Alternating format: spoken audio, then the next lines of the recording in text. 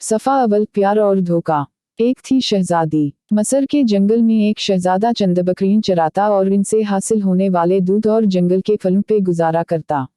वो था शहजादा, मगर ना तो इसमें शाहम वाला गरूर था और ना ही वो जावजलाल।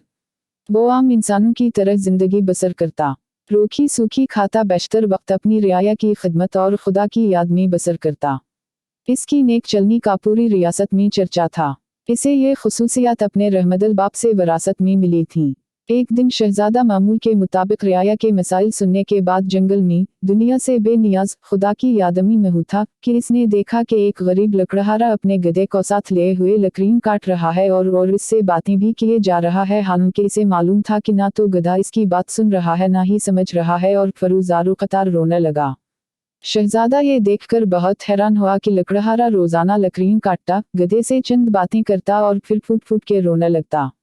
चंद यही मामला रहा। जब रहमदल शहजादे से इस कारूना देखा ना गया और वो ये गुत्थी सुलझाने में नाकाम रहा तो बलाखर दरख्त की ओट से बाहर आ गया और लकड़हार से पूछा, ए लकड़हारे, तेरे इस तरह बलक बलक कर रोने की वजह क्या है?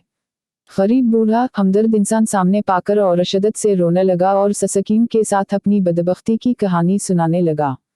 मेरा एक बेटा था जिसे खुदा ने बेतहाशा दौलत से नवाजा था, हर तरह का इश इसे मैसर था, मगर इस दौलत का गरूर इसके तन बदन पर इस कदर हावी हो चुका था कि इसे अपनी दौलत के सिवा कुछ दिखाई ना देता था।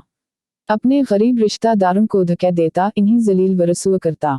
फिर इसकी बर्बादी का दिन आ गया और मेरी दूर की एक रिश्तेदार दूसरी रियासत से मेरे घर सवाली बनकर आई। ये सोचकर रखा मुश्किल में अपने ही काम आते हैं। वो बहुत गरीब थी, इसकी बेटी की शादी करीब थी मगर कोई इंतजाम ना हो पाया था। इसे कुछ रकम की ज़रूरत थी। वो अल्लाह की नेक बंदी थी, बेशतर वक्त इबादत में गुजारती थी, मगर मेरा बेटा दौलत के नशे में अंधा हो चुका था। इस औरत को धक्के मारकर घर से निकाल दिया। यही वो वक्त था जब हमारी बर्बादी शुरू हुई। उसी रात सुर्ख आंधी चली, बिजली कड़की और तेज बारिश हुई। मैं और मेरा बेटा अपने नरम बिस्तर पर मीठी नींद सो रहे थे और वो औरत पूरी रात हमारे दरवाजे से लगी रोती रही। शदीद तूफान और रात के घने अंधेरे में दूसरी रियासत वापस जाना इसके लिए मुमकिन ना था, और वो ज़ईफ औरत पूरी रात इस तूफान मुकाबला करती रही और मेरे बेटे को रहम ना आया। सुबह जब मेरी आँख खुली तो मुझ पे क़यामत टूट पड़ी।